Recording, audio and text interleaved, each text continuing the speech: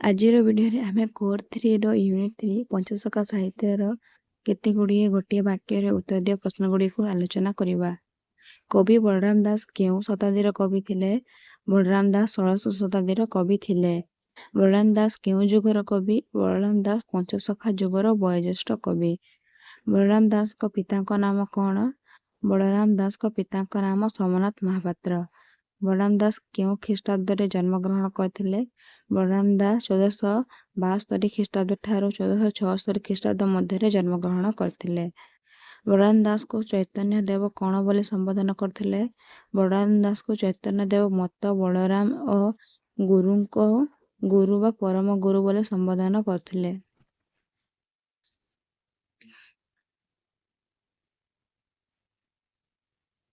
ବଳରାମ ଦାସଙ୍କୁ କବି ଭାବରେ କେଉଁ ଉପାଧିରେ ସମ୍ବୋଧନ କରାଯାଉଥିଲା?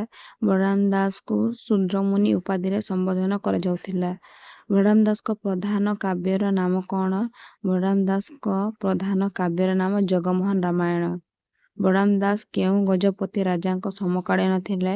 ବଳରାମ ଦାସ ପ୍ରତାପରୁଦ୍ର ଦେବଙ୍କ ସମକାଳୀନ ଥିଲେ। ବଳରାମ ଦାସଙ୍କ ରଚନା ଗୁଡ଼ିକ କଣ ଥିଲା? ବଳରାମଙ୍କର ରଚନା ଗୁଡ଼ିକ ହେଲା ଦାଣ୍ଡି ରାମାୟଣ, ବ୍ରହ୍ମପୁରାଣ, କାନ୍ତକୋଇଲି, ଲକ୍ଷ୍ମୀ ପୁରାଣ, ମୃଗୁଣୀ ସ୍ତୁତି, ଭାବ ସମୁଦ୍ର, ରାମ ବିବାହ, ବେଦାନ୍ତ ଗୁପ୍ତ ଗୀତା, ଗରୁଡ଼ ଗୀତା, ବଟ ଅବକାଶ ଇତ୍ୟାଦି। ବଳରାମ କାହାର ବିଶ୍ୱାସୀ ଥିଲେ ଓ କେଉଁଠାରେ ଜଗମୋହନ ରାମାୟଣ ରଚନା କରିଥିଲେ? ବଳରାମ ଦାସ ଜଗନ୍ନାଥଙ୍କର ଅପାର କରୁଣା ଉପରେ ବିଶ୍ୱାସୀ ଥିଲେ। କବି ଏହି ଗ୍ରନ୍ଥକୁ ଜଗମୋହନ ନିକଟରେ ରଚନା କରିଥିବାରୁ ଏହାର ନାମକରଣ ଜଗମୋହନ ରାମାୟଣ ହୋଇଛି। ବଳରାମ ଦାସ କାହାର ଆଦର୍ଶରେ ଅନୁପ୍ରାଣିତ? ତାଙ୍କ ରଚନା କେଉଁ ବୃତ୍ତ ରଚିତ? ବଳରାମ ଦାସଙ୍କ ଶାରଳା ଦାସ ଆଦର୍ଶରେ ଅନୁପ୍ରାଣିତ ହୋଇଛନ୍ତି। ତାଙ୍କର ରଚନା ଦାଣ୍ଡି ବୃତ୍ତ ରଚିତ। ଜଗମୋହନ ରାମାୟଣକୁ ଦାଣ୍ଡି ରାମାୟଣ କୁହାଯାଏ। ଜଗମୋହନ ରାମାୟଣ ତାରକ ରାମନାଥ କିପରି ଶଙ୍କରଙ୍କୁ ପାପରୁ ମୁକ୍ତ କରିଥିଲେ? ଶଙ୍କର ଦକ୍ଷଙ୍କ ଯଜ୍ଞ ଧ୍ୱଂସ କରିବାରୁ ତାଙ୍କୁ ପାପ ଲାଗିଥିଲା। ତାଙ୍କ ଶରୀର କ୍ଷଣ ହେଲା। ବ୍ରହ୍ମାଙ୍କ ପରାମର୍ଶରେ ଶଙ୍କର ତାରକ ରାମନାମ ଜପ କଲେ ଓ ତାପରେ ସୁସ୍ଥ ହୋଇଗଲେ। ମୂଳ ରାମାୟଣ କଣ ବର୍ଣ୍ଣିତ ହୋଇଛି? ମୂଳ ରାମାୟଣରେ ନାରଦ ଓ ବାଲ୍ମୀକିଙ୍କ ପ୍ରଶ୍ନ ଉତ୍ତର ରହିଛି। ବାଲ୍ମୀକି କହିଲେ ମର୍ତ୍ତ୍ୟଲୋକରେ କିଏ ବଡ଼ ବୀର? ନାରଦ କହିଲେ ମର୍ତ୍ତ୍ୟରେ ବୀର ହେଉଛନ୍ତି ରାମଚନ୍ଦ୍ର। ନାରଦ ବାଲ୍ମୀକିଙ୍କୁ ରାମାୟଣ କଥା କହିଛନ୍ତି। କବି କୈଳାସର ସ୍ଥାନ କାହାକୁ ଦେଇଛନ୍ତି? କବି ସ୍ୱଦେଶ ପ୍ରେମିକତାର ପରିଚୟ ଦେଇଛନ୍ତି। ଓଡ଼ିଶାର ସ୍ଥାନମାନଙ୍କୁ ପ୍ରାଧାନ୍ୟ ଦେବାକୁ ଯାଇ କବି କପିଳାସକୁ କୈଳାସର ସ୍ଥାନ ଦେଇଛନ୍ତି। ଜଗମୋହନ ରାମାୟଣରେ ବେଦମତୀ କିପରି ସୀତା ରୂପରେ ଅବତୀର୍ଣ୍ଣା ହେଲେ?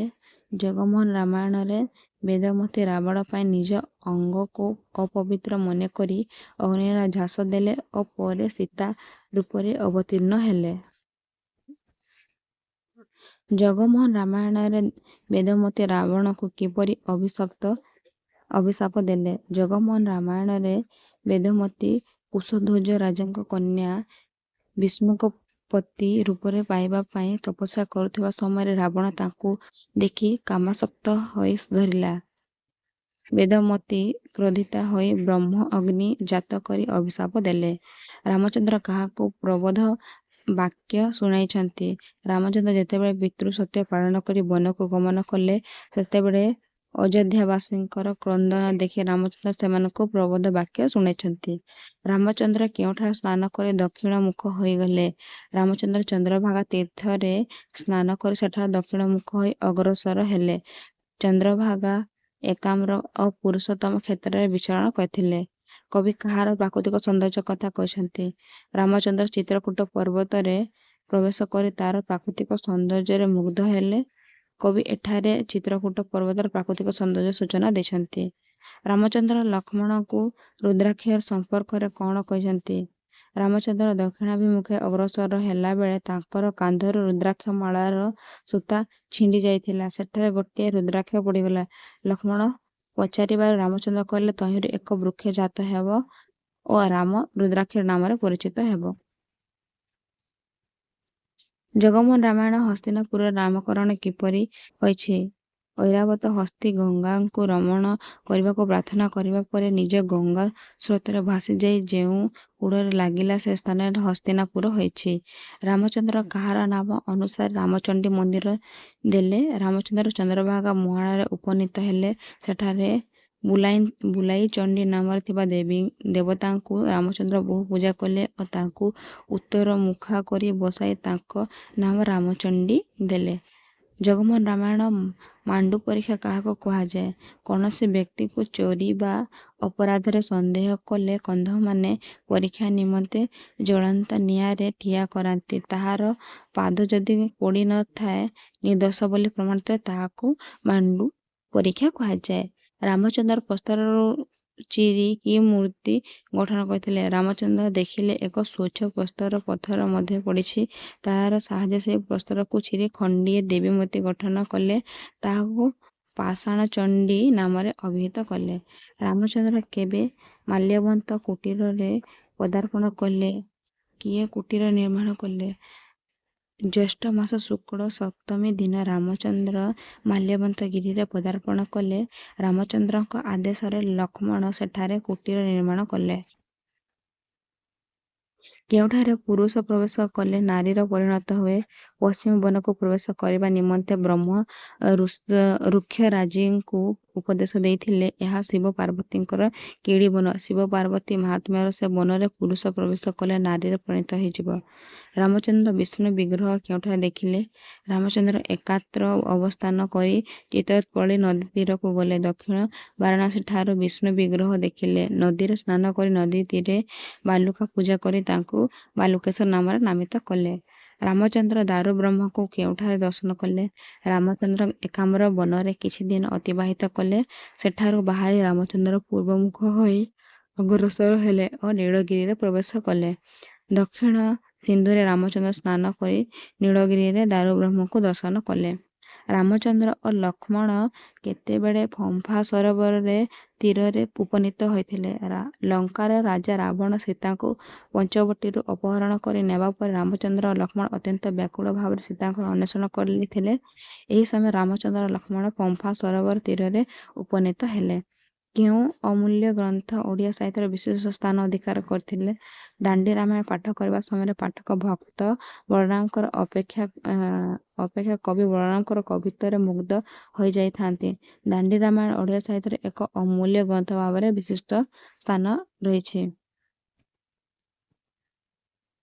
ବଳରାମ ଦାସ କେଉଁ ଗ୍ରନ୍ଥରେ ବ୍ରହ୍ମଜ୍ଞାନ ବିଷୟରେ ବର୍ଣ୍ଣିତ? ବଳରାମ ଦାସଙ୍କର ଜ୍ଞାନ ଚୂଡ଼ାମଣି ଏକ ଅପ୍ରକାଶିତ ଗଦ୍ୟ ଗ୍ରନ୍ଥ। ଏହାର ପାଣ୍ଡୁଲିପି ଓଡ଼ିଶା ମ୍ୟୁଜିୟମରେ ରହିଛି। ଏହି ଗ୍ରନ୍ଥରେ ବ୍ରହ୍ମଜ୍ଞାନ ବିଷୟରେ ବର୍ଣ୍ଣିତ ହୋଇଛି। ଶ୍ରୀମଦ୍ ଭାଗବତ ଗୀତା କେତେ ଅଧ୍ୟାୟ ବିଶିଷ୍ଟ ହୋଇ ଶେଷ କ'ଣ ଯୋଗ କରାଯାଇଛି? ଶ୍ରୀମଦ୍ ଭାଗବତ ଗୀତାକୁ କବି ଓଡ଼ିଆରେ ଅନୁବାଦ କରିଛନ୍ତି। ଏହା ଅଷ୍ଟାଦଶ ଅଧ୍ୟାୟରେ ପ୍ରକାଶିତ। ଶେଷରେ ଗୀତା ବିକାଶ ନାମରେ ଆଉ ଗୋଟିଏ ଅଧ୍ୟାୟ ଯୋଗ କରିଛନ୍ତି। ବଳରାମ ଦାସ ଗୀତାର ପ୍ରଥମ ଅଧ୍ୟାୟ କେଉଁଥିରୁ ଗ୍ରହଣ କରିଛନ୍ତି ଓ ଗୀତା ବିକାଶରେ କେତେ ପଦ ବିଶିଷ୍ଟ? ବଳରାମ ଦାସ ଗୀତାର ପ୍ରଥମ ଅଧ୍ୟାୟ ସଂସ୍କୃତ ମହାଭାରତରୁ ଗ୍ରହଣ କରିଛନ୍ତି। ଗୀତା ବିକାଶରେ କବି 22 ପଦ ପର୍ଯ୍ୟନ୍ତ ଶ୍ରୀ ଜଗନ୍ନାଥ ଓ ଶ୍ରୀକ୍ଷେତ୍ରର ମହିମା ବର୍ଣ୍ଣନା କରିଛନ୍ତି। ବଳରାମ ଦାସ ଗୀତା ଅନୁବାଦ କରିବାକୁ କିପରି ସମର୍ଥନ କଲେ? ବଳରାମ ଦାସ ଶ୍ରୀ ଜଗନ୍ନାଥଙ୍କୁ ପରଂବ୍ରହ୍ମ ଭାବରେ ଗ୍ରହଣ କରି ତାଙ୍କରି କୃପାରେ ଗୀତାର ଅନୁବାଦ କରିବାକୁ ସମର୍ଥନ ହୋଇଛନ୍ତି ବୋଲି ପ୍ରକାଶ କରିଛନ୍ତି। ବଳରାମ ଦାସଙ୍କର ଗୁପ୍ତ ଗୀତା କେତେ ଅଧ୍ୟାୟ ବିଶିଷ୍ଟ? ଏଥିରେ କ'ଣ ବର୍ଣ୍ଣିତ? ବଳରାମ ଦାସଙ୍କର ଗୁପ୍ତ ଗୀତା 8ଗୋଟି ଛୋଟ ଛୋଟ ଅଧ୍ୟାୟ ବିଶିଷ୍ଟ। ଏହା ଜ୍ଞାନଯୋଗର ବିଷୟ। ଶ୍ରୀକୃଷ୍ଣ ଅର୍ଜୁନଙ୍କ କଥା ଏଥିରେ ବର୍ଣ୍ଣିତ। ବ୍ରହ୍ମାଣ୍ଡ ଭୂଗୋଳ କ'ଣ ବର୍ଣ୍ଣିତ? ଏହା କେତେ ଅଧ୍ୟାୟ ବିଶିଷ୍ଟ? ଭାରତର ସୃଷ୍ଟି ତତ୍ତ୍ୱ ସମ୍ବଳିତ ଦର୍ଶନ ଭାବକୁ କେନ୍ଦ୍ର କରି ବିଭିନ୍ନ ବିଷୟ ବ୍ରହ୍ମାଣ୍ଡ ଭୂଗୋଳରେ ବର୍ଣ୍ଣିତ। ଏହାର ବିଷୟବସ୍ତୁ 84 ଅଧ୍ୟାୟ ବିଶିଷ୍ଟ। ଗୁପ୍ତ ଗୀତାରେ ଅର୍ଜୁନଙ୍କ ପ୍ରଶ୍ନର ଉତ୍ତର ଶ୍ରୀକୃଷ୍ଣ କ'ଣ କହିଛନ୍ତି? ଅର୍ଜୁନଙ୍କ ପ୍ରଶ୍ନ ଉତ୍ତରରେ ଶ୍ରୀକୃଷ୍ଣ କହିଛନ୍ତି, ପାଦ ହେଉଛି ଯାଜପୁର, କୋଟି ହେଉଛି କଟକ, ପେଟ ହେଉଛି ଖଣ୍ଡଗିରି, ନାଭି ହେଉଛି ଭୁବନେଶ୍ୱର, ଡାହାଣ ଭୁଜ ହେଉଛି ହଟକେଶ୍ୱର, ବାମ ଭୁଜ ହେଉଛି ଚନ୍ଦ୍ରଭାଗା, ମୁଖ ହେଉଛି ସିଂହଦ୍ୱାର ଓ ପାଟି ହେଉଛି 22 ପାହାଚ। କବିଙ୍କୁ ମୁକ୍ତି ମଣ୍ଡପରେ ବ୍ରାହ୍ମଣମାନେ କାହିଁକି ଆକ୍ଷେପ କରିଥିଲେ। କବି ମୁକ୍ତି ମଣ୍ଡପରେ ବ୍ରାହ୍ମଣ ନ ହୋଇ ବ୍ରହ୍ମବିଦ୍ୟା ଚର୍ଚ୍ଚାରେ ବ୍ରାହ୍ମଣ ବେଶରେ ବସି ପଡ଼ିଥିଲେ। ତେଣୁ ବ୍ରାହ୍ମଣମାନେ ଉଠିଲେ, କବିକୁ ଦେଖି କଟାଳ କଲେ। ଶୂଦ୍ର ହୋଇ ବ୍ରହ୍ମବିଦ୍ୟା ଶ୍ରବଣ କରିଥିବା ତାଙ୍କର ଅପରାଧ ହେଲା ବୋଲି ଆକ୍ଷେପ କଲେ। କବି କିପରି ଗୀତା ରଚନା କରିବାକୁ ସମର୍ଥ ହେଲେ?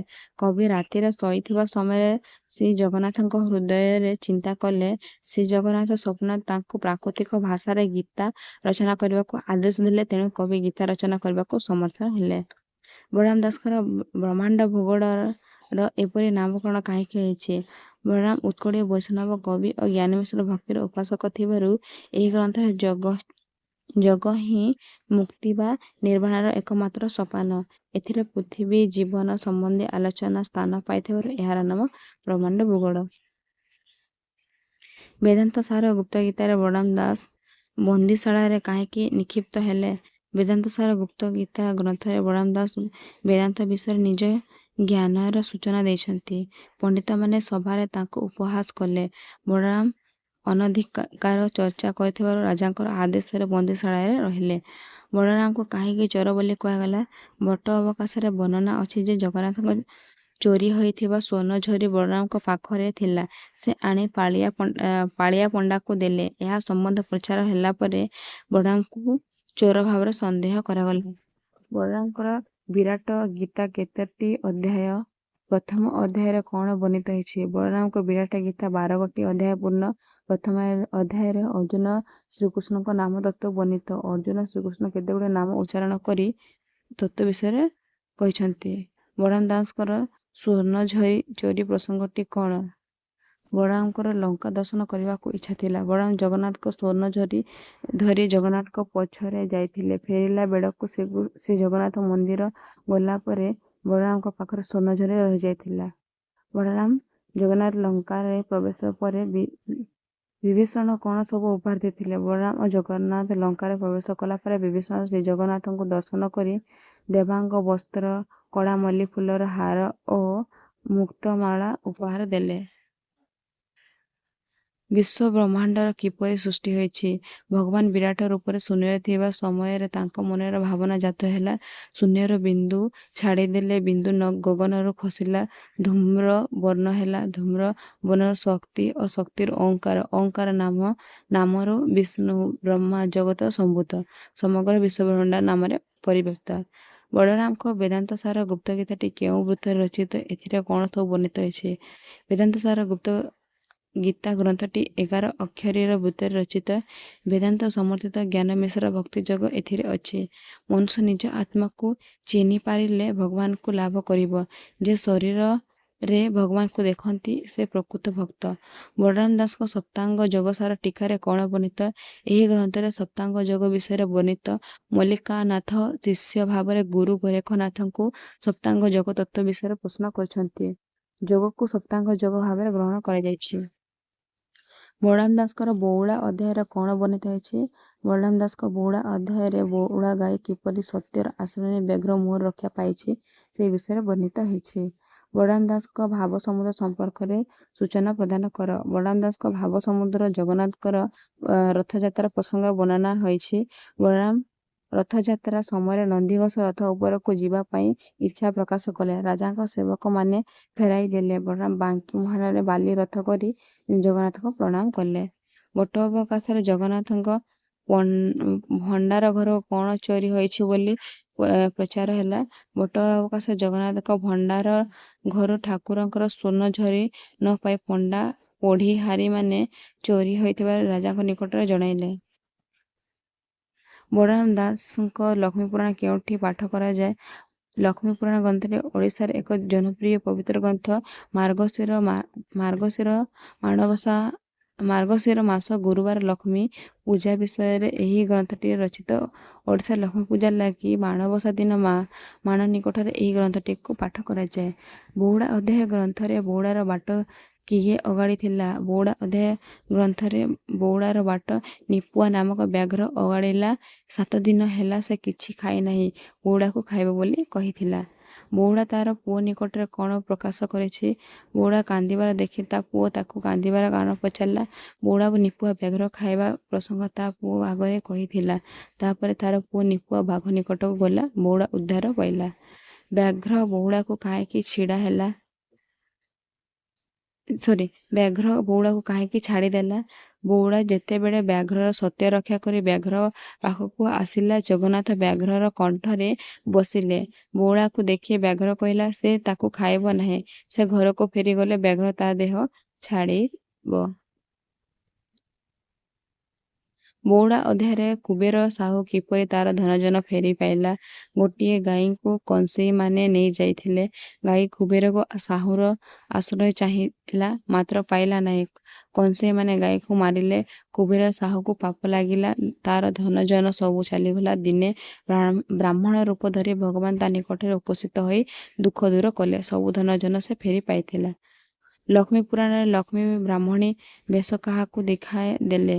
ମାର୍ଗଶିର ମାସ ଗୁରୁବାର ଦିନ ଲକ୍ଷ୍ମୀ ଜଗନ୍ନାଥଙ୍କ ଠାରୁ ଅନୁମତି ନେଇ ନଗର ପରିକ୍ରମା ପାଇଁ ବାହାରିଲେ। ପ୍ରଥମେ ଜଣେ ସାଧବ ଘରେ ପ୍ରବେଶ ହୋଇ ସାଧବାଣୀକୁ ବୃଦ୍ଧା ବ୍ରାହ୍ମଣୀ ବେଶରେ ଦେଖାଇ ଦେଲେ। ଶେଷରେ ଲକ୍ଷ୍ମୀ କାହାକୁ ବରଦାନ ଦେଲେ? ସାଧବାଣୀ ଘରକୁ ଯାଇ ଲକ୍ଷ୍ମୀ ସମଗ୍ର ନଗର ପରିକ୍ରମା କରି ତାଙ୍କର ବ୍ରତ ପାଳନର ସୂଚନା ପାଇଲେ ନାହିଁ। ଶେଷରେ ଶ୍ରେୟା ଚଣ୍ଡାଳୁଣୀ ଘରେ ପହଞ୍ଚି ତାର ବ୍ରତ ପାଳନ ଦେଖି ସନ୍ତୋଷ ଲାଭ କଲେ ଓ ତାକୁ ବରଦାନ କଲେ। ବଳରାମଙ୍କ ଆଦେଶରେ ଜଗନ୍ନାଥ ଲକ୍ଷ୍ମୀଙ୍କୁ କାହିଁକି ତ୍ୟାଗ କଲେ? ଜଗନ୍ନାଥ ଓ ବଳରାମ ମୃଗ୍ୟା ଉଦ୍ଦେଶ୍ୟରେ ବନକୁ ଯାଇଥିଲେ।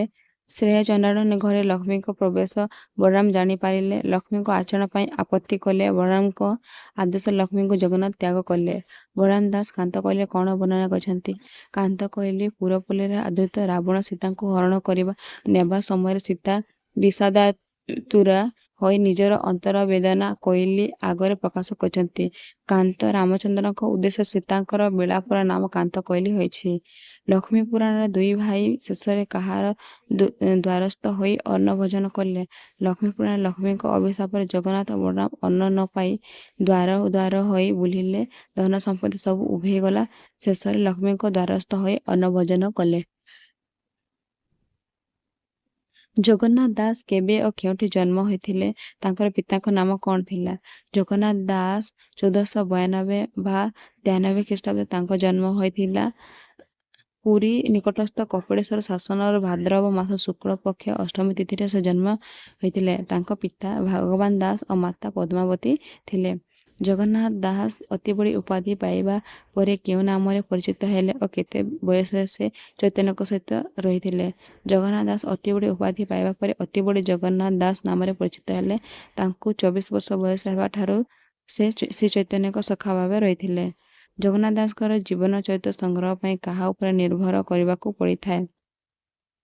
ଜଗନ୍ନାଥ ଦାସଙ୍କ ଜୀବନ ଚରିତ୍ର ସଂଗ୍ରହ ପାଇଁ ତାଙ୍କର ଶିଷ୍ୟ ଦିବାକର ଦାସଙ୍କ ଜଗନ୍ନାଥ ଚରିତାମୃତ, ଈଶ୍ୱର ଦାସଙ୍କ ଚୈତନ୍ୟ ଭାଗବତ ଏବଂ ବଙ୍ଗୀୟ ଗୌଡ଼ୀୟ ବୈଷ୍ଣବ କବି ଶ୍ରୀକୃଷ୍ଣ ଦାସଙ୍କ ଚୈତନ୍ୟ ଚରିତାମୃତ ଉପରେ ନିର୍ଭର କରିବାକୁ ପଡ଼ିଥାଏ। ଜଗନ୍ନାଥ ଦାସ କେତେ ବର୍ଷରେ ସନ୍ନ୍ୟାସ ଗ୍ରହଣ କରି କାହା ସହିତ ପରିଚିତ ହୋଇଥିଲେ? ଜଗନ୍ନାଥ ଦାସ ଧର୍ମ ପ୍ରତି ଆସକ୍ତ ଥିଲେ। ତାଙ୍କୁ ଯେତେବେଳେ 18 ବର୍ଷ ସେତେବେଳେ ସେ ସନ୍ନ୍ୟାସ ଗ୍ରହଣ କରିଥିଲେ। ତାଙ୍କର ପ୍ରଗାଢ଼ ଭକ୍ତି ଓ ଈଶ୍ୱର ନିଷ୍ଠା ବଳରେ ସେ ଚୈତନ୍ୟଙ୍କ ସହିତ ପରିଚିତ ହୋଇଥିଲେ। ଜଗନ୍ନାଥ ଦାସଙ୍କୁ ଅତିବଡ଼ି ଉପାଧି କିଏ ଦେଇଥିଲେ? ଜଗନ୍ନାଥ ଦାସ ଶ୍ରୀ ଚୈତନ୍ୟଙ୍କ ଦ୍ୱାରା ଆଦୃତ ହେବାରୁ ତାଙ୍କର ସ୍ପର୍ଶରେ ଯିଏ ଆସିଲେ ସେମାନେ ଆଦର ସମ୍ମାନ ପାଇଲେ। ଶ୍ରୀ ଚୈତନ୍ୟ ତାଙ୍କର ପ୍ରବଳ ଐଶୀଶକ୍ତି ଓ ଈଶ୍ୱର ନିଷ୍ଠାର ପରିଚୟ ପାଇ ତାଙ୍କୁ ଅତିବଡ଼ି ଉପାଧିରେ ଭୂଷିତ କରିଥିଲେ। ଜଗନ୍ନାଥ ଦାସଙ୍କ ସଂସ୍କୃତ ରଚନାବଳୀ କ'ଣ ଥିଲା? ଜଗନ୍ନାଥ ଦାସଙ୍କ ସଂସ୍କୃତ ରଚନାବଳୀଗୁଡ଼ିକ ହେଲା କୃଷ୍ଣ ଭକ୍ତି କଳ୍ପଲତା, ନିତ୍ୟଗୁପ୍ତ ମାଳା, ଉପାସନା ଶତକମ୍, ନିତ୍ୟାଚାର, ନୀଳାଦ୍ରି ଶତକମ୍।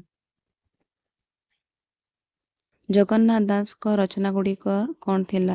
ଜଗନ୍ନାଥ ଦାସଙ୍କ ରଚନାଗୁଡ଼ିକ ହେଲା ଶରତ ରାସ, ବୋଲେ ହୁଁ ଗୀତା, ଭାଗବତ ସାର, ଗୀତା ନାମ, ଭାଗବତ, ଦାରୁ ବ୍ରହ୍ମ ଗୀତା, ତୁଳାବୀଣା, ଅର୍ଥକୋଇଲି, ମୃଗୁଣସ୍ତୁତି, ଗଜସ୍ତୁତି, ରାସକ୍ରୀଡ଼ା, ମନ ଶିକ୍ଷା, ଷୋଳଚଉପଦୀ ଇତ୍ୟାଦି। ଭାଗବତ ଚର୍ଚ୍ଚା ପାଇଁ ଗାଁ ଗହଳିରେ କ'ଣ ଥାଏ? ଏହା କ'ଣ ଗଠନ କରିବାର ଏକ ପ୍ରଧାନ ଗ୍ରନ୍ଥ। ଭାଗବତ ଚର୍ଚ୍ଚା ପାଇଁ ଗାଁ ଗହଳିରେ ଭାଗବତ ଟୁଙ୍ଗିମାନ ସ୍ଥାପିତ ହୋଇଥିଲା। ଲୋକମାନଙ୍କ ନୈତିକ ଚରିତ୍ର ଗଠନ କରିବାରେ ଜଗନ୍ନାଥ ଦାସଙ୍କର ଓଡ଼ିଆ ଭାଗବତ ଓଡ଼ିଆ ସାହିତ୍ୟ ଏକ ପ୍ରଧାନ ଗ୍ରନ୍ଥ। ଜଗନ୍ନାଥ ଦାସଙ୍କ ପ୍ରଭାବ କାହା ଉପରେ ପଡ଼ିଥିଲା? ଜଗନ୍ନାଥ ଦାସ ନିଜର କବିତ୍ୱ ଚାତୁରୀରେ ନିଜର ଭାଗବତ ରଚନା କରିଛନ୍ତି। କବି ଦିବାକର ଦାସ, ଦୀନକୁସନ ଦାସ, ଭକ୍ତଚରଣ ଦାସ, ଜନାର୍ଦ୍ଦନ ଦାସ, ଦ୍ୱାରକ ଦାସ, ହଳଧର ଦାସ, ପୀତାମ୍ବର ଦାସ ପ୍ରଭୃତିଙ୍କ ଉପରେ ଜଗନ୍ନାଥ ଦାସଙ୍କର ପ୍ରଭାବ ପଡ଼ିଥିଲା। ଜଗନ୍ନାଥ ଦାସଙ୍କ ତୁଳାଭିଣା କେତେ ଅଧ୍ୟାୟ ବିଶିଷ୍ଟ? ଏହାର ନାମ ତୁଳାଭିଣା କାହିଁକି ଅଛି? ଜଗନ୍ନାଥ ଦାସଙ୍କ ତୁଳାଭିଣା 12 ଅଧ୍ୟାୟ ବିଶିଷ୍ଟ। ତୁଳାକୁ ଯେପରି ଭିଣାଯାଏ ତାହାର ସଦ୍ବ୍ୟବହାର କରାଯାଏ, ସେହିପରି ତତ୍ତ୍ୱରୂପୀ ତୁଳାକୁ ଭିଣା ଯାଇଥିବାରୁ ଏହି କ୍ଷୁଦ୍ର ରଚନାଟି ନାମକରଣ ତୁଳାଭିଣା ହୋଇଛି।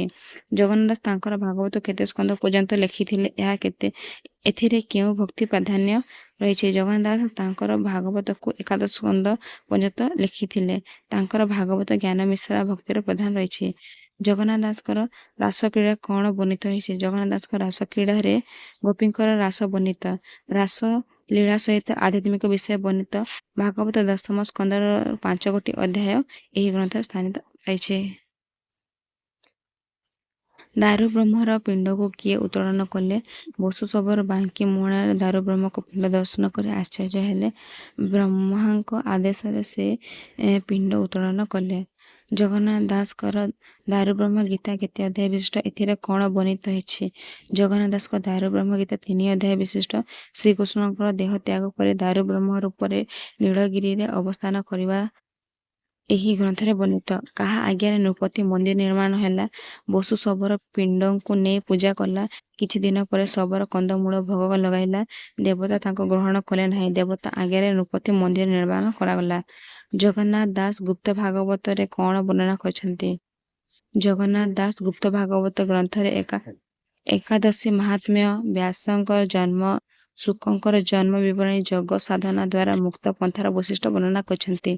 ଜଗନ୍ନାଥ ଦାସଙ୍କର 16 ଶିଷ୍ୟଙ୍କ ନାମ ଉଲ୍ଲେଖ କର। ଜଗନ୍ନାଥ ଦାସଙ୍କର 16 ଶିଷ୍ୟ ହେଲେ ଉଦ୍ଧବ, ରାମଚନ୍ଦ୍ର, ଗୋପୀନାଥ ଦାସ, ହରିଦାସ, ନନ୍ଦିନୀ, ଆଚାର୍ଯ୍ୟ ବାମାନୀ ମହାପାତ୍ର, ଶ୍ରୀମତୀ ଗୌରୀ ପାଟ ମହାଦେବୀ, ଗୋପାଳ ଦାସ, ଆଖଣ୍ଡଳ ମେଖମ୍, ଜନାର୍ଦ୍ଦନପତି, କୃଷ୍ଣ ଦାସ, ବନମାଳୀ ଦାସ, ଗୋବର୍ଦ୍ଧନ ଦାସ, କାହ୍ନୁ ଖୁଣ୍ଟିଆ, ଜଗନ୍ନାଥ ଦାସ ଓ ମଧୁସୂଦନ ଦାସ। ଜଗନ୍ନାଥ ଦାସଙ୍କର ଗଜସ୍ତୁତିରେ କ'ଣ ବର୍ଣ୍ଣିତ ହୋଇଛି? ଜଗନ୍ନାଥ ଦାସଙ୍କର ଗଜସ୍ତୁତିରେ କୁମ୍ଭୀରର ଆକ୍ରମଣରୁ କୃଷ୍ଣଙ୍କୁ ସ୍ତୁତି କରି ଗଜ ରକ୍ଷା ପାଇବା ବର୍ଣ୍ଣନା ରହିଛି। ଏଥିରେ ଭକ୍ତିର ଭାବଧାରା ପ୍ରକଟିତ। ଭାଗବତରେ ଭଜନକୁ କବି କିପରି ବର୍ଣ୍ଣନା କରିଛନ୍ତି?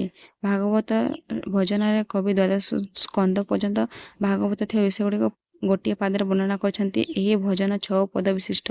ଏକାକ୍ଷର ପ୍ରଶ୍ନ ନାମକ ଏକ ଭଜନରେ କବି ଏକାକ୍ଷର ବ୍ରହ୍ମର ପରିଚୟ ପ୍ରଦାନ କରିଛନ୍ତି। ଜଗନ୍ନାଥ ଦାସଙ୍କର ପାଷଣ୍ଡ ଦଳନ ଗ୍ରନ୍ଥର ଶ୍ଲୋକ ସଂଖ୍ୟା କେତେ? ଏହା କେଉଁଥିରୁ ଗ୍ରହଣ କରାଯାଇଛି? ଜଗନ୍ନାଥ ଦାସଙ୍କ ପାଷଣ୍ଡ ଦଳନ ଶ୍ଲୋକ ସଂଖ୍ୟା 74। ସଂସ୍କୃତ ଶ୍ଲୋକଗୁଡ଼ିକ ଶ୍ରୀମଦ୍ ଭାଗବତ, ପଦ୍ମପୁରାଣ, ବିଷ୍ଣୁ ପୁରାଣ, ବ୍ରହ୍ମପୁରାଣ, ସ୍କନ୍ଦ ପୁରାଣ ଆଦି ପୁରାଣ ଖଣ୍ଡ ଗୀତାରୁ ଗ୍ରହଣ କରାଯାଇଛି। ଜଗନ୍ନାଥ ଦାସଙ୍କ ଦ୍ୱାଦଶ ସ୍କନ୍ଧ ଟୀକା କେଉଁ ବୃତ୍ତରେ ରଚିତ? ପରେ ଏହାକୁ କିଏ ରଚନା କରିଥିଲେ? ଜଗନ୍ନାଥ ଦାସଙ୍କ ଦ୍ୱାଦଶ ସ୍କନ୍ଧ ଟୀକା ନବାକ୍ଷରୀ ବୃତ୍ତରେ ରଚିତ। ଜଗନ୍ନାଥ ଦାସଙ୍କ ପରେ